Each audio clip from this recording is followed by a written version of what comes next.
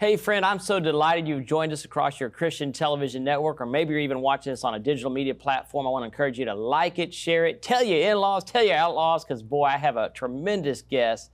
He's an international entrepreneur, speaks all over the world, just makes a difference, business coach, leadership development. He builds people all around the world, and I'm delighted to have in studio, fresh off his crazy schedule, David Felber. Glad to have you here with us, David. Yeah, thank you, Paul. I appreciate it. Glad to be here. Well, man, you've been doing a lot helping people globally for a long time. Before we talk about that, I'd like for you to share a little bit about your background, who the good Lord's raised up for such a time as this. Absolutely. So my wife and I, through our 20s, we had a lot of different jobs like many people do, and always found that we were just kind of hired to build somebody else's dream, if you will, and we weren't seeing our vision come together. We just had lack of time, lack of money, all those different things. And so in our late 20s, we just figured, hey, there's got to be more. There's got to be more out there. And so we started to pursue different ways of getting ahead and creating more provision for our vision to live a great life, to support the things we believe in, like CTN.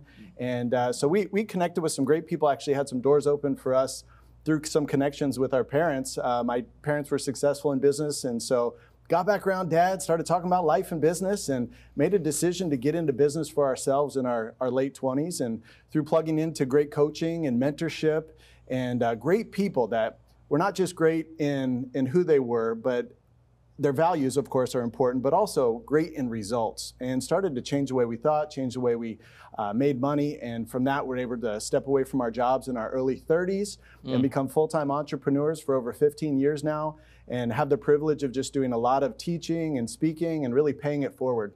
We've had a lot of great coaches and mentors in our life we're so grateful for, not only in the business world, but in church as well, and our pastors and all those different things we've learned from. And always love just helping people overcome, break through, move forward, be their best, and create the life they want. And that's what we've been doing for a long time. It's pretty awesome. We're going to talk about some principles here in just a moment, but I just want to say on behalf of the Christian Television Network here in Southwest Florida, thank you to you and your wife, Jamie, for co-laboring and supporting us financially, praying for this work here at CTN. We're grateful for that. And you're not here because of that, because we don't take guests on just because they support this network, but you really have something to say. And a lot of levels, and it's impossible in a short amount of time to talk about everything. But I thought, there's a lot of people that need encouragement, they need principles for their daily living.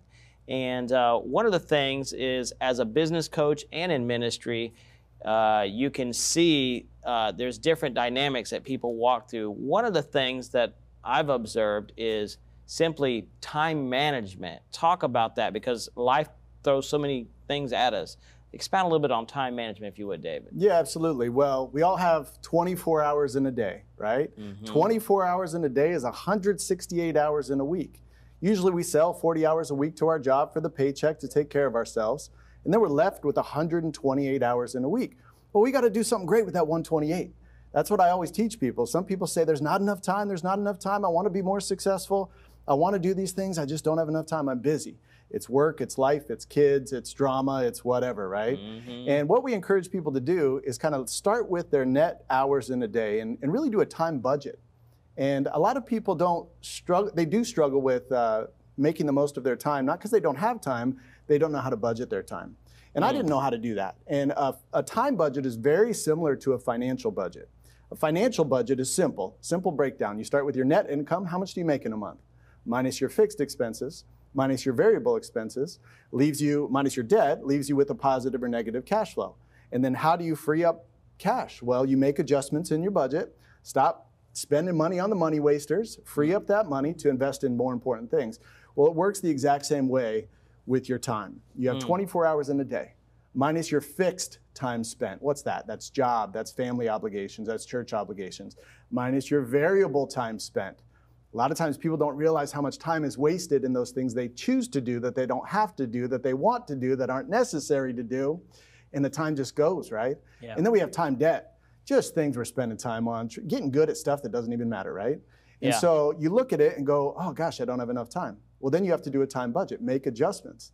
You look at how you can be more efficient in your fixed time spent, how you can get rid of some of those time wasters and get them completely off the schedule. and then put some of that time debt on the stop doing list completely. Kick it out of your life, right? Because it's wasting your time. What happens? You are freed up with more time. Yeah. And then from there, once you have more time, you get to decide where you invest that time. And for Jamie and I, we always wanted to connect the work we were doing to the results that we wanted, right? Because sometimes people feel like, man, I'm just doing the work. I'm not passionate about it. I'm just struggling, right? And you wake up every day and it feels like a grind. Well, if you want to be passionate and have purpose with the work that you're doing, you have to connect it to the dreams and goals that you're pursuing, right? And so before I would make a to-do list for the day, I would always just remember what I was grateful for, remember what I was fighting for, even write down a couple things, because man, that gets you in the mood. Yeah. When you're in the mood, it's like, bring it on day, right? Yeah. And if you're not in the mood, it's like, oh gosh, another day, right? So you get yourself in the attitude and the mindset to go win that day, and then you put down a list of the things you need to do. And then there's something very, very important that I was taught early in my career of building a business, is that time blocking is very important. Prioritize time blocking. If you say I'm going to do it today, it takes all day. If you say I'm going to do it between 12:30 and 1 o'clock, it takes 30 minutes. That's good. And that's your one thing in that 30 minutes you time block, and you don't let the craziness of the day get in the way of the important. That's right? Good. We don't let the chaos of the day get in the way of the important of the day. You prioritize the big things first, and you get it done in an efficient way. And then you just get that to-do list done. Make sure you check that stop doing list. Don't let that stuff rob you of your focus. And then you're on making things happen. So that's beautiful. Anyways. And speaking of time, you've taken the time to travel the world, not just to speak around the world, but to see the 7 wonders of the world. Explain what that is. I think we got some visuals to show these people, something you and Jamie have done. Pretty amazing. Yeah. We've had a dream to live an adventurous life. I was able to go on some fun trips when I was a kid. My dad's very adventurous, so planted those seeds in me. I love the movie Indiana Jones, that series. So I'm like, man, he's an adventurous guy. So as a kid, had those things up on my dream board, which is very important to put those things up in front of you that you want to pursue. Write the things down that you want to pursue. It's written in the Word that we need to write out our goals. Make the vision, that's write right, it down. And put it down, right? And so I did that at a young age, and I figured, because I love the world, I love people, I love all different cultures, I love going on epic adventures, climbing mountains, doing all the crazy stuff. I just really enjoy that. But when I was young, I didn't have the time or the money. So I figured, once we build a business, once we create provision, let's go do some of those things that we've always wanted to do. So over the last many years, we've gone to all 7 wonders of the world. Wow. And it's been absolutely amazing. And talk about some of the places that they're seeing in these pictures. Yeah, it's been a journey. So you'll see that the Colosseum in Italy, I look like a kid because I was a kid. That was a fun trip my parents took me on. I'm Italian, and us Italians and our people behind the scenes here, we like that stuff. Darn right, you need to go there. Let's make that happen, all right? Write that down, write that down. In due time. Okay, so going to the Colosseum was great, and that kind of sparked that interest to travel the world. And then when I was 30 years old, was able to, through business, go to India. And when I was in India, saw the Taj Mahal. Wow. And then when I was 36, through business in speaking in China, my wife and I went and spoke in China, in Malaysia, and taught some people over there in business, and went to the Great Wall of China. And then from there, where did we go? We went to Petra. We went on our Holy Land adventure. Always wanted to spend an amazing time in Israel. And Jordan's right next to Israel, where Petra is. And so took an epic adventure through the middle of the desert. I'm riding a horse like Indiana Jones, man. It was phenomenal, right? And I went and saw Petra. And then from there, went to the Yucatan Peninsula and saw Chichen Itza, amazing pyramid where you look at it and go, how in the world? Just praise God, this is amazing. Just crazy, crazy.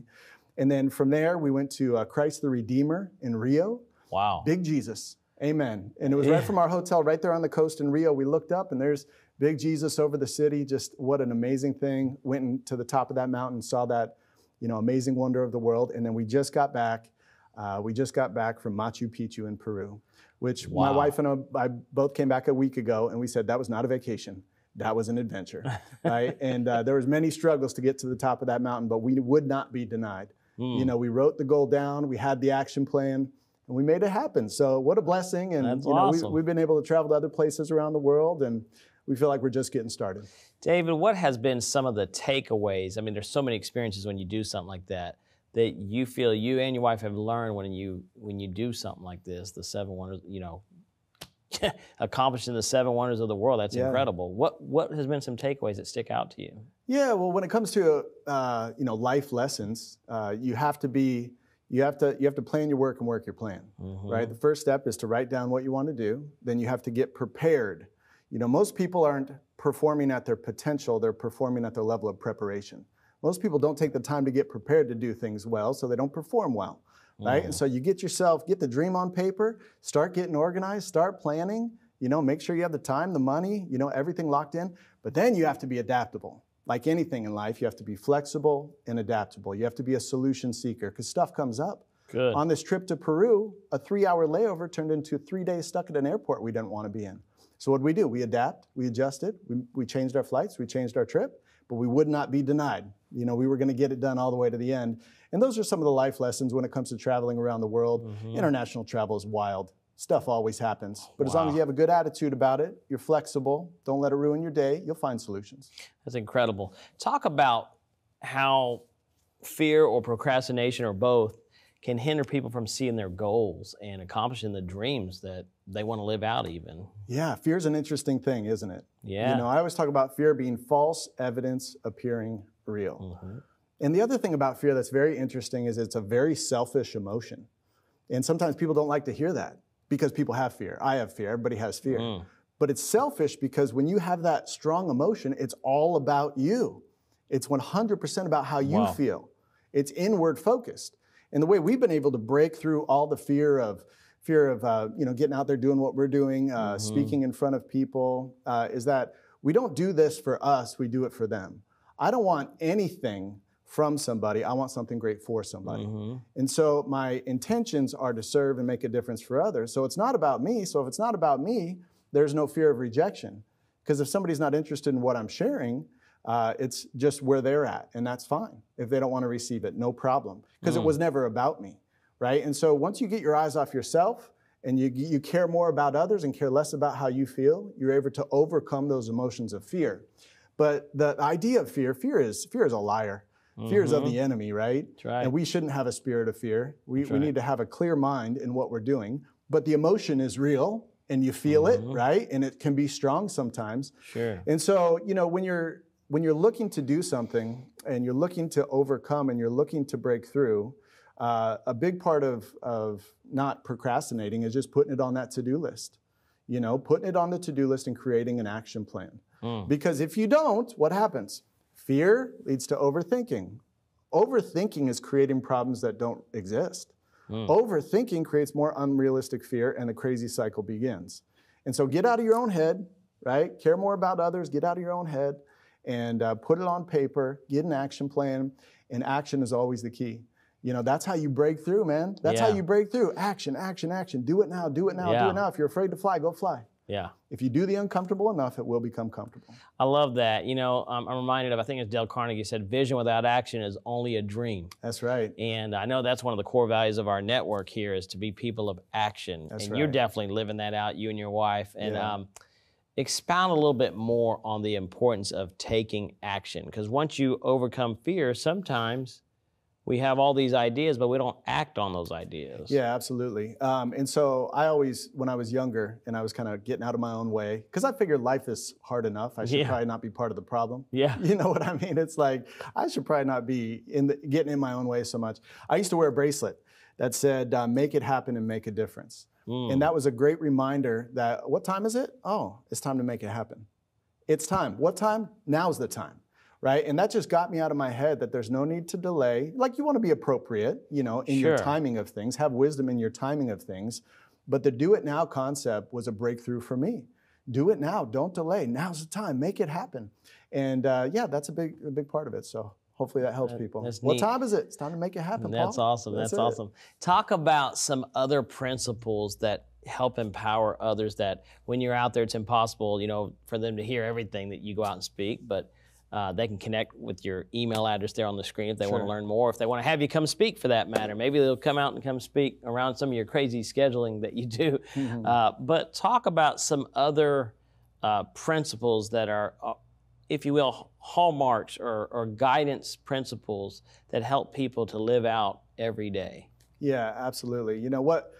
There's a million things bouncing around in my head right now, and I'm gonna look into the camera. Yeah, go ahead, talk to them. You know, what makes a big difference for people is increasing your standards in different areas of your life, you know, and just kind of raising that bar. You've probably heard it said that from a coach growing up, from your boss at work, hey, you got to raise the bar, got to level up, got to raise the bar, got to raise the bar. And if you're visual like me, I always just saw an upper bar, right? Raise the bar, one bar. But the reality is that there's two bars. Okay, there's an upper bar and there's a lower bar. And this is a principle that I believe makes a big difference for people when they see that there's actually two bars. The upper bar is, hey, I'm performing at my absolute best, which none of us are perfect. Life is not about perfection, it's about progression. That's the first thing I want to say.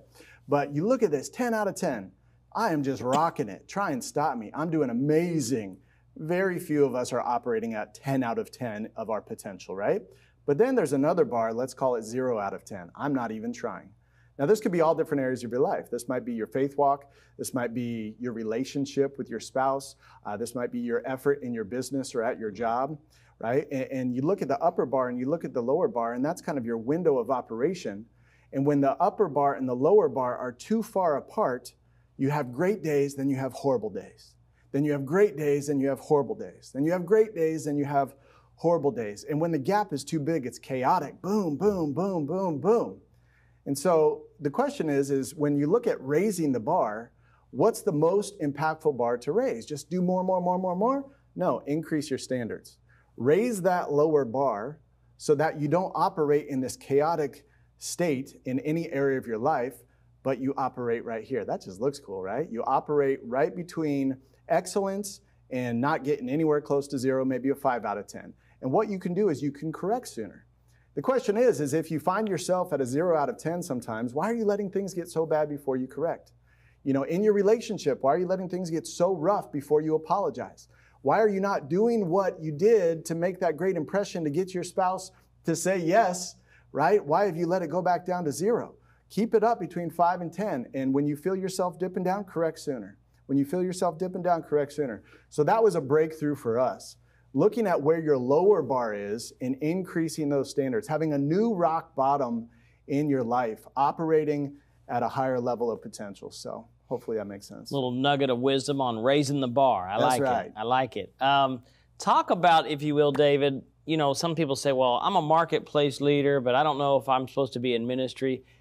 What's your perspective on marketplace? And I've always thought marketplace ministry just goes hand in hand. I mean, you can be both, right? Yeah, you can absolutely be both. I think as a Christ follower, as somebody who is a believer, we're called to get out there amongst the world, right? And the highways and byways. That's right. And get out there and connect with people. Great commission, not the great suggestion. Hey, right? That's right, right? And we got to sometimes get out of that four walls of the church. And it's not about just having a hallelujah party 24/7, even though hallelujah 24/7. Yeah.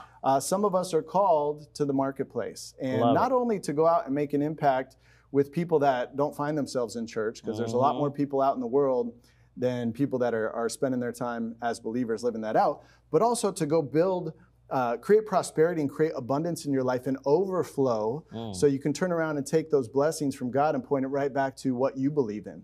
Support a great network like yours. Support the great work that you and your wonderful wife Yvette are doing. Support your ministries or whatever ministry or cause people believe in. You know, you're not going to support furthering the kingdom well financially with a paycheck to paycheck life. You need abundance. You need overflow. And so we decided to go succeed in life and in business financially, not for the money, but for the options that creates so we can point that money back to good things. And I'll tell you, I've seen more people come to the Lord and find their faith through what I do in business than I have through any church experience I've had. Because, you know, people that are out there in the world come into a business environment. We have a great business environment, a great business system, you know, great people doing good things, good family values. And what happens is through connecting on business, we coach on business, but we also mentor on life. Because I don't want people to be just successful financially. That's not my goal. I want people to be successful in all areas of their life. Physically, mentally, emotionally, spiritually, financially, relationally, healthy, successful in all areas of their life. But we might get introduced because they want to make a little extra money, which we can teach them how to do that. But then the door opens towards mentorship. And through mentorship, you build trust. And you build a relationship, and you can minister to people. You can help people get over their junk, get over their addictions, get over their stinking thinking, move forward in their life. And as they move forward in their life and break through those things that hold them back, of course they're going to be more successful in business. And so I've seen more people come into this business network that we have, if you will, this business community environment, and through coaching and mentorship realize that they're missing the spiritual aspect in their life, and they find God. So, you know, it's all about relationship. I love it. It really is. And what you're talking about is real discipleship. You've been doing that for years, and I like to say the light don't shine where the light is, the light shines in darkness. We need to be salt and light wherever God has planted us, and that's why I'm grateful that you have been contending for the faith for a long time, you and your wife. And one of the things I heard you speak on one time, and I loved it, was the 4 quadrants. I'm putting you on the spot, though, but can you expound on that? Because a lot of people go, well, and then those are principles you teach in your business, and I think it can help people. Yeah, it's interesting. So that wasn't made famous by me at all. Yeah. A guy named Robert Kiyosaki wrote Rich Dad, Poor Dad. Yeah. It's a best-selling personal finance book written out there. And he talks about the 4 ways to make money. You can either be an employee, a small business owner, a big business owner, or an investor. But I look at those as not just ways to make money, but also ways of thinking and a mindset attached to how you build success in those different areas, right? And so you look at that and you get around traditional education, you come out of high school, you come out of college, and everybody asks you, what do you want to be? Right. But nobody asks you, how do you want to live? Right? And that's what I was asked early in my career as an entrepreneur. They said, put the whole what we do to the side and ask yourself how you want to live your life. And I said, gosh, I don't know exactly what I want, but I know what I don't want.